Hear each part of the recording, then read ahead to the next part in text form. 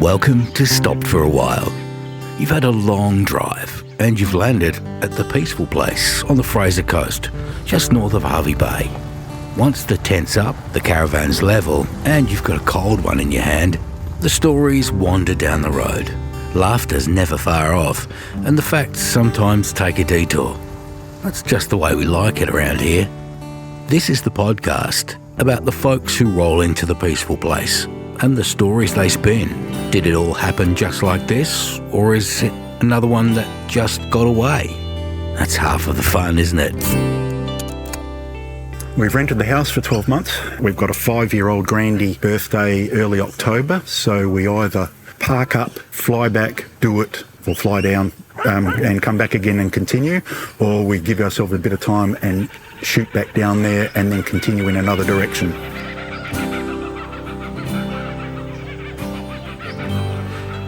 So Cath and Bryan have to decide if they're going to hit pause on their big If Not Now, When tour, because there's a 5-year-old's birthday party down south.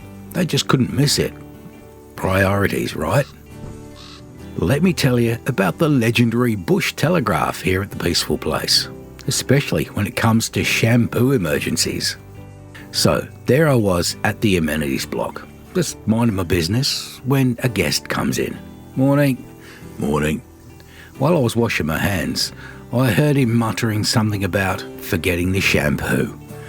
So I offered to give his wife a holler. And just like that, the peaceful place bush telegraph was in full swing. I was the middleman. Before I knew it, the word had spread. And of course, his wife brought the conditioner instead. So back it went. Classic, right? He says, "She can't read." And she fires back, "He'd forget his head if it wasn't screwed on." Such a small park here at the peaceful place. Honestly, everything's within cooee of everything else.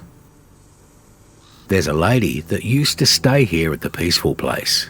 She was a helicopter pilot and seen more world conflicts than most of us could imagine. These days, she lives just down the road and still pops by with her support dog. She's always welcome here. She deals with some very heavy PTSD, but around here, we're all on the lookout for her. Just a bit of support, a listening ear, and plenty of kindness. What I really wanted to say is this: all servicemen and women, past and present, are always welcome here at the peaceful place. In fact, the whole of our town. With our friend involved in the local sub-branch of the RSL, you'll find good company, and maybe even a few new mates. Who knows? There might even be another podcast soon, sharing some of her stories, at least the ones she's allowed to tell. Now to Cath and Bryan's travels, and the official launch of the tour, If Not Now, When?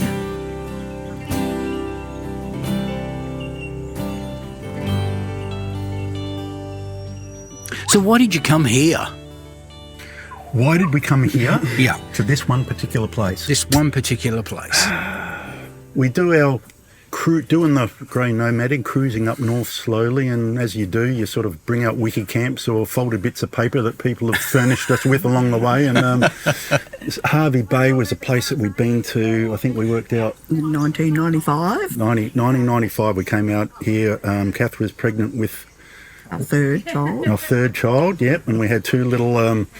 Ruggies? Yeah, rug rats in the caravan. The caravan was this old Bonwood jobby that Dad had helped us fashion up a frame that went over the double bed so that we could... 14 foot. It was only a 14-foot van with 2 kids and... Yeah. And Jake slept above us, and we'd have to catch him now and then when he rolled out of bed, and then we'd have to remove this temporary frame, and we had our other daughter was sleeping just in the porta cot. Put her to sleep on our bed. And then at night when we went to bed, we'd put her in the hallway. But as I got more and more pregnant, I had to lift my belly up over her to get out to go to the toilet. But we digress. How did we... So we wanted to come back and have a look, but we didn't really want to stay in Hervey Bay. We were at Hervey Bay, and we met up Mum and Dad and a couple of aunties and all that were all up here, and they had a huge meeting, and after about half an hour of turmoil and discussions, finally decided that they would do a whale watch tour. much to our, we're going, oh, these bloody oldies, you know, it's such a pain. Now we've become them. Well, I was going to say, you are now studiers of life, aren't you? Absolutely, yeah, how the worm turns. Please tell me, what's written on the wheel cover on the back of your van? If not now, when? And why did that come about? Kids, those bloody kids. No, not really. No, we got 4 of them at home, and they would, as we all know, as we've become that the older set, everything's sort of based around our kids to some degree, and we just kept on hanging in there, working, hanging in there, being a... 6 grandchildren came along in 5 years, and we went, oh, we're never going to get away. So we just said, we're going. If not now, when? We got to do it. Because somebody will say, oh, can you come and look after the kids now? Yes. Can you look after the grandkids there? Yeah. There's always another job, isn't there? Yeah. Exactly right. Cliff's just said, there's a job at home with his son. Yeah. Absolutely. Yep. There's always one. They're always your kids. It doesn't matter how old they are. Right. So they're always going to be your kids. And it used to be just a phone call away, and nowadays it's just a FaceTime away, you know. So You're lucky you get FaceTime. Yes. Well, the grandies want to see Nanny and Pa. I don't want them to forget who we are either. No, that's right too. That's right. We're going to get our grandson tomorrow from way down in Ipswich. So he'll be here for a couple of weeks with us, or about 10 days. how old's he? He's 10, just turned 10. Oh, what a great age. Yeah, So- they love it here, fishing Well, he's not really a fisher boy. He likes his sport and being a boy. He likes his iPad and what have you. So we'll spend some time around at the basketball court and hopefully a bit of that. He did like the crazy golf in town, so crazy golf. so we'll have a go at that again. That'll keep him occupied and obviously work and what have you. What I wanted to ask you where did you meet? So this is going way back. Way back. Well, we actually went to school together. Went out when I was 15 and he was 16 for about 3 months. Yeah, not long, in high school, Marion High School back in South Australia. And then we ended up going our own separate ways for Many years. She travelled, I travelled, we did our own thing. I had boyfriends, you just...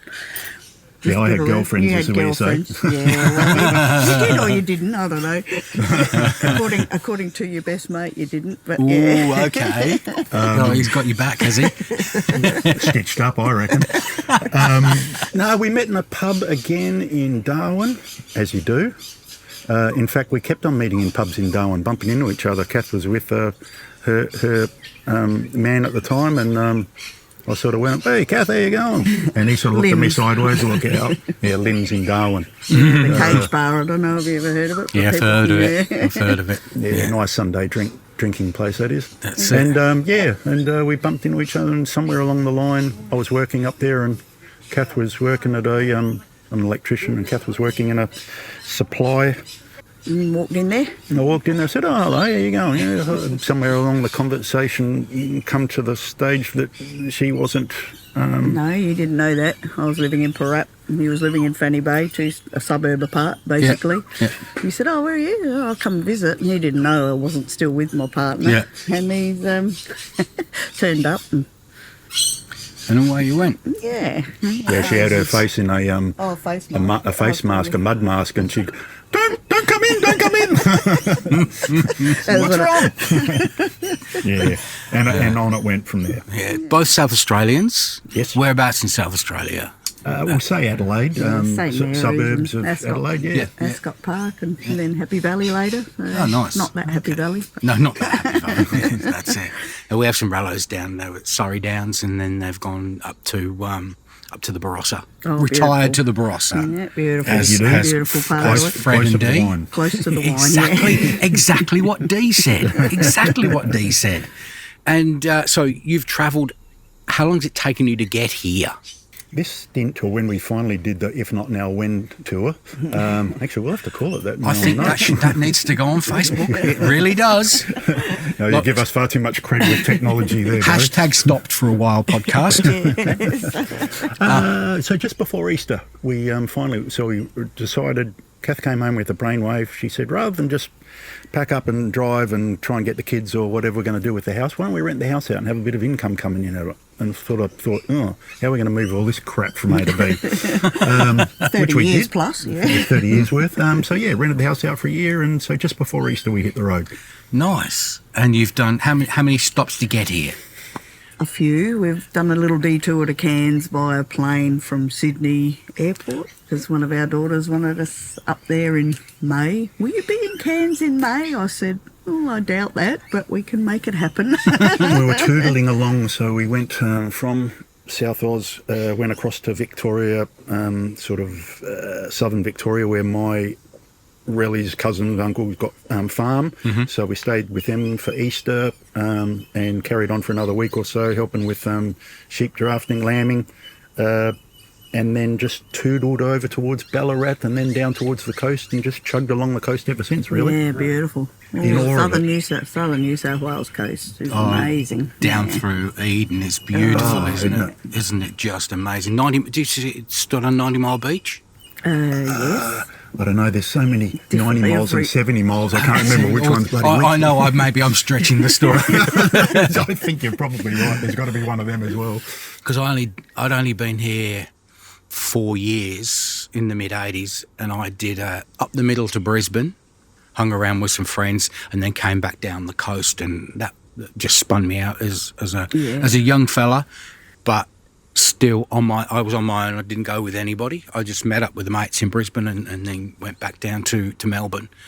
And it was just beautiful part of the world. Just a beautiful part of the world. Yeah. It's incredible, all those little glimpses. Even we've travelled through the desert and all that sort of thing, and initially Kath was going, what does anybody see in this place? And I said, just look at it. The nothingness has its own sort of beauty.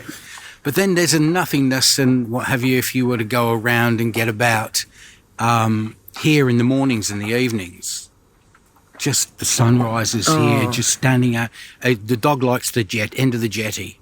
Well, I stand and take photos. He's cleaning up the bait. No. Bugger. Yeah, I know exactly what I told him. But we get around to the other side of the beach, just around there, and there's some beautiful sunrises. It's so quiet, isn't it? We've been walking around looking at all these for sale signs going, because part of the reason, which we didn't really allude to, was let's find out if there's another place for us after travelling for a lot of years and setting ourselves in South Australia. Back in Selleck's Beach in South Australia for all these years, and thought, well, maybe, we did live in Cairns for a few years. So, yeah, we're just sort of chugging up the coast, and this is one of those places we've gone, my God, this is paradise. Yeah, it is, isn't it? Everything's here in Hervey Bay, and just being out that little bit in this niche. There's a little place just up Lorikeet, just over there near the other end of the beach. A little two-bedroom shack. Not shack, but it's a beautiful place. We've looked at it. You've looked at it? That's good, Yes. as long as you've looked at it. Yeah, and we've been talking about it all this morning. We're on the phone again going, bloody hell, it's not bad being on the kids, It's only close to an airport. Because Pete and Marion over there, they're waiting to have their place built down near the convenience store. Oh, wow. Right? And we walk by there quite often, and Pete's looked, we should have just got that one and start, but it wasn't for sale when we, I know. It's just walk to the beach. And the prices are, everything's expensive now. Although I don't know when $1 million became pocket change, but that seems to be what it is nowadays after the good old COVID thing and wars and everything else we've had in the last 5-ish years. Yeah, and $800, $900 a week in rent is just normal. Yeah. And you go, I never earned that money when I was working. Isn't that mad? I was self-employed and I didn't earn that amount of money. Yeah. Just crazy. So where are you heading to now? Today we're packing up, unfortunately, we would have loved to have stayed, but school holidays, which is one of those things that we never take into account. No, of course you don't. So we'll shoot up towards 1770. I did live there many, many moons ago for a while. It was very, very rustic, 30 plus years ago, 40 years ago. So we'll just go back and revisit.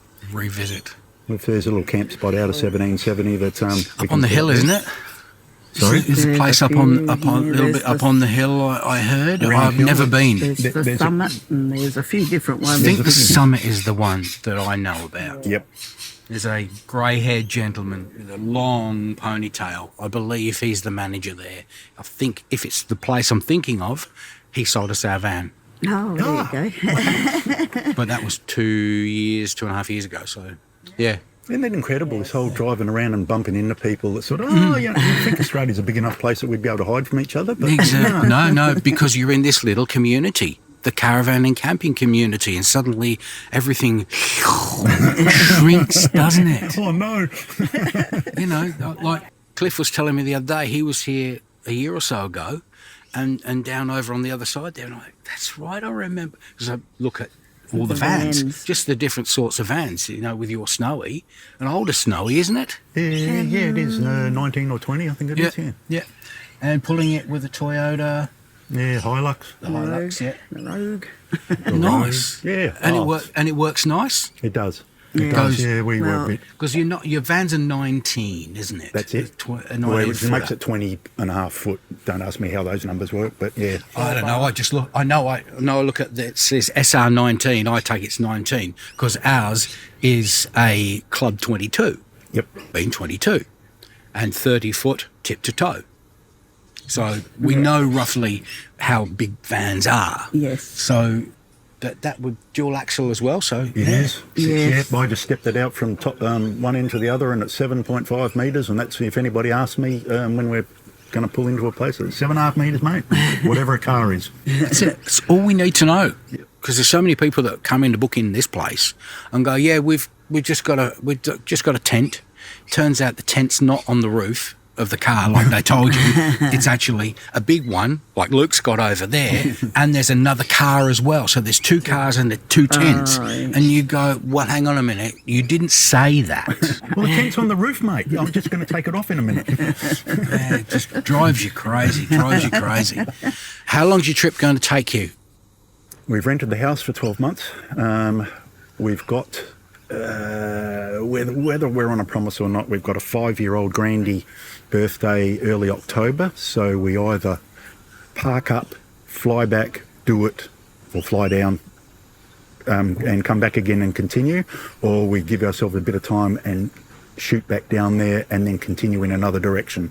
I'm thinking the former, but we might come across this little place called Toogoom, however we're supposed to pronounce it. Toogoom. And we might find this little place and everything might change. Everything might change. That's it, because you were alluding the other day, Kath, to coming back this way as well when you do your return trip. Yes. But then there's also the option of going down the middle. Yes, correct. So we don't really know yet. We've got, Townsville was the ultimate stop Yeah. because we want to have a good look around there, but believe it's got very, very big now. Very big. Yeah, so, but that's all right. We still got to have a look. And we've got friends in Cairns. Of course so you have. Depending on, and that'll be handy to leave the van if we do fly home. So, yeah. We might get up to Kansas. Yeah. I love Cairns. We love Cairns. Yeah. Yep. Port Douglas, all through there. It's just That stunning where the rainforest meets the reef. I know. That's a good catch cry. Yeah. Oh, You there can you use that if you like, mate. Oh, thank you very much. I appreciate that. We went up there once. My story, not yours, but which is supposed to be about your story. But we went in to the gorge. We thought we'd just have a quick look around there. 6.5 k's later, about 3 hours later, we've been up and down, in and out over this. It had been bucketing down a rain. We did not. We just got this little sprinkle over the top, thinking, "Oh, it's just coming out of the canopy." And it was just a beautiful, beautiful place. Yeah. Yeah, it is Yes. magic. When you see those clouds forming in the rainforest and sort of heading up and creating the rain, it's sort of like, wow, this is where it's all from. This is where it happens. Everything bloody can kill you, though. Oh yeah, but we've done Cairns 3 times. We have yet to see Mossman flowing over with water. Oh, okay. We've been up the rail, down the rail, And the sky rail. and the sky rail, and we've done them all, and yet we've never seen water gushing over. The last time we were there, 2 weeks later, it gushed. It's like me with fish. Back in the day, we were used to go up to Mossman when we lived in Cairns. We lived at Yorkeys Knob, north of Cairns, and we'd shoot up there just for a place to swim, because you could just pull up, walk in 50 metres. The water was always freezing, but I had the young kids and we'd just sit on our back and those rapids just go, because all the rocks were all rounded and smooth, and you'd go shooting down there in the white water. Absolutely incredible. Nowadays they've got the interpretive centre and everything there, and I think last time we went there, we turned up and I said, "Oh, mate, is it all right if I walk out the back here and just go for a swim?" And they looked at me with shock. No, you're going to go on a tour and we take you down there. Okay, yes, exactly. Probably fair enough, too. Yorkeys Knob. Yes. We saw the eclipse there. What year was the that? lunar eclipse in 2011. Sorry, the solar eclipse in 2011. Wow. It went over and hit one of the beaches just north, and we got some accommodation in Yorkeys Knob, and we just walked out and still got video of it. Yep. Yeah, That's where we actually lived when we were in Cairns, was Yorkeys. Yep. And everyone said, "You're all the way out in the northern beaches." And we just went, What? 20 minutes into the city, mate. That's nothing. That's nothing. We're further away from Hervey Bay than Aren't we?